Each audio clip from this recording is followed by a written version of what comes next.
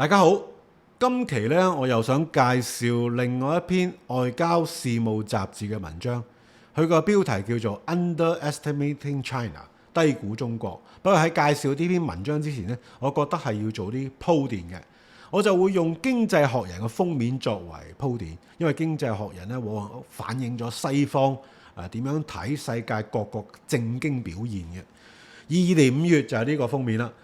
China slow down， 咁中國經濟放緩喎。1年之後到23年嘅5月呢，就 peak China 添，就覺得中國經濟呢，甚至乎其他方面嘅實力已經見咗頂。再過1年之後到24年嘅9月呢，就係 looking glasses economy， 睇嚟覺得中國經濟有啲鏡花水月添。咁3年都睇淡喎。上年呢個時間24年中呢，我覺得一個好有代表性嘅訪問，咁我而家就攞翻嚟講，就係美國之音當時訪問咗戴博。戴博係何許人呢？佢係呢，其實內地人就唔會陌生嘅，因為30年前佢拍過一套大陸嘅電視劇啦。咁佢講到好流利嘅普通話嘅，咁佢可以話美國嘅知華派，佢係美國基辛格中美關係研究所嘅主任。當時呢個訪問我睇翻全部，其實佢都客觀嘅，佢唔係話中國就會完蛋。不過佢個訪問反映咗美國精英階層當時對中國嘅一股情緒嘅。佢喺訪問入邊講到呢，佢就話觀察咗中美關係35年啦。其實美國係好懼怕中國強大崛起嘅。不過呢，喺當時即係24年中嘅時候呢，佢哋覺得咦，中國經濟好似唔係好掂喎，特別係無法突破嗰個中等入息陷阱，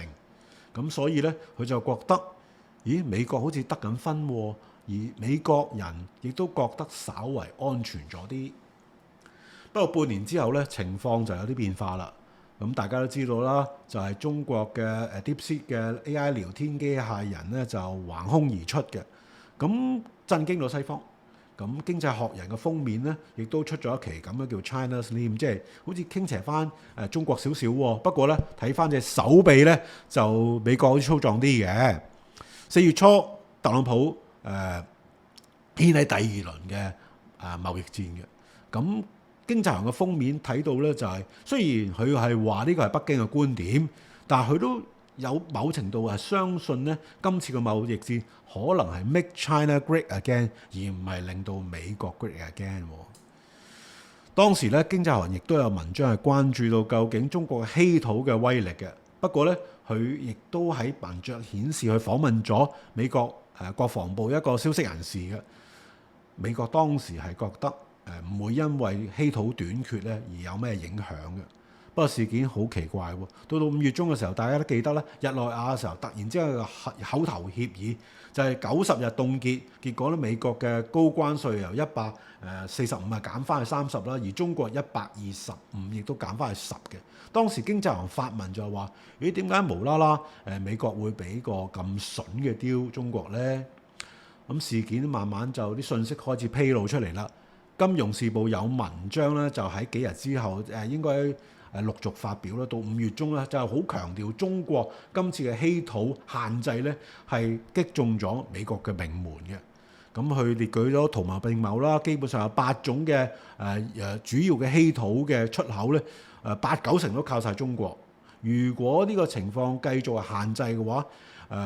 不單止稀土供應會減少，特別係永磁體嘅減少供應嘅話咧，基本上美國嘅電動車啊、風力渦輪機甚至乎戰鬥機有機會陷入停產嘅。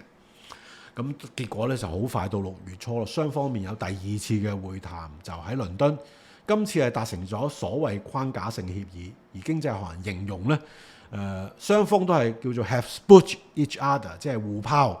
但係文章佢係幾高度評價中國，基本上咧佢認為中國由於稀土嘅優勢咧，壓制到美國原本嘅意圖，貿易戰意圖無法得逞。講完咗咁大輪啦，其實就係反映咗之前咧其實咧美國好顯然咧係低估咗中國。所以到呢個階段睇翻呢一個5-6月外交事務期刊嘅文章論文呢，我覺得係變得有價值嘅。啲邊度日品入邊咧，就其實都幾警世對美國人嚟講。佢好強調咧，就係美國係過度睇淡咗中國，特別喺清零政策之後，美國認為由於中國清零政策拖得太長啊，經濟咧就停滯不前，地產泡沫又爆破咗，而更重要嘅咧就係資金外資不斷撤離中國。相反咧，美國有強大嘅夥伴同盟啦 ，AI 又人工智能技術又不斷突破，股市咧就牛氣沖天，咁形成咗一種巨大嘅錯覺，就好似美國已經贏咗。不過佢就話呢個係完全係一種錯覺，佢覺得呢種低估產生咗巨大問題，就係從來冇一個國家係可以逼近到美國70%嘅 GDP， 而中國咧已經早已達到咗。更重要就係好多指標方面已經超越咗美國、中國方面。例如技術上咧，電動車咧、第4代核反應堆咧、專利嘅數量咧、頂尖科學論文已經超過咗美國。仲有喺海軍方面，中國嘅艦艇數目已經超過咗美國。特別可怕就係造船能力超過咗美國200倍添。佢認為而家中國嘅優勢係規模優勢，等同於美國喺第2次世界大戰擊敗納粹德國同日本一樣嘅規模優勢。佢認為而家單憑美國係冇辦法再壓制到中國，所以勸喻美國盡快團結佢個盟友，否則軍事上有被擊敗嘅風險，俾中國擊敗嘅風險。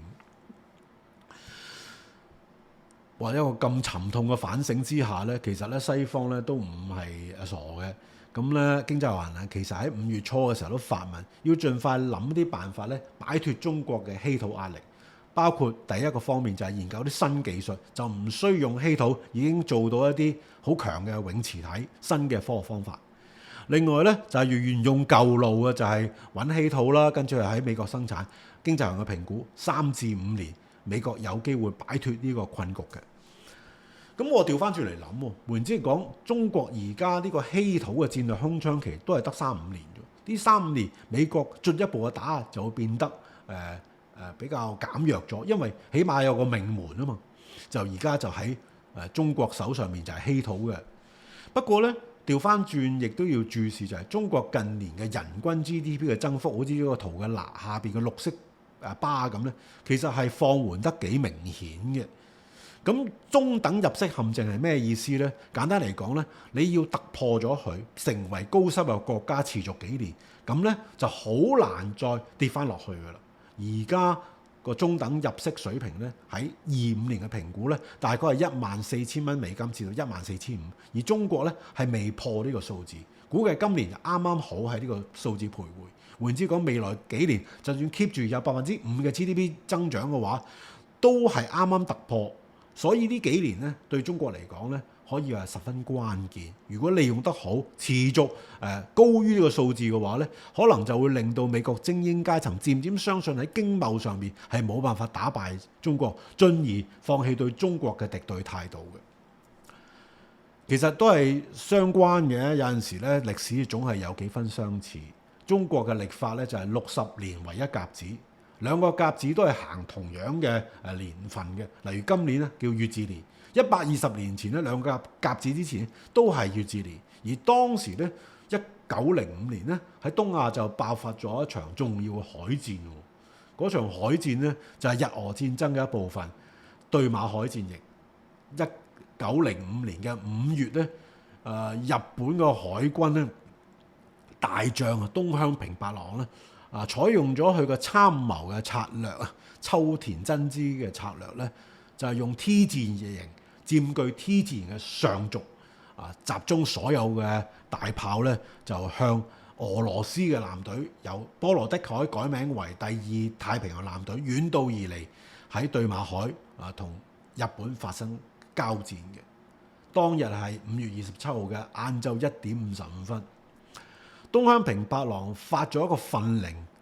令就係向全部艦隊表明，旺角興廢在此一役，希望咧諸軍一同努力。從此呢句訓令咧成為咗日本上下嘅一句佳話。因為喺發出訓令之後，雙方嘅艦隊越嚟越逼近，由於日軍採取嘅 D 字形上軸佔據咗地利嘅優勢，結果咧一舉殲滅咗俄軍。俄軍30隻艦艇咧，大部分就被擊沉啦，一係就被俘虜，一係就被解除武裝嘅。日本成為咗工業化之後第一個國家擊敗歐洲列強，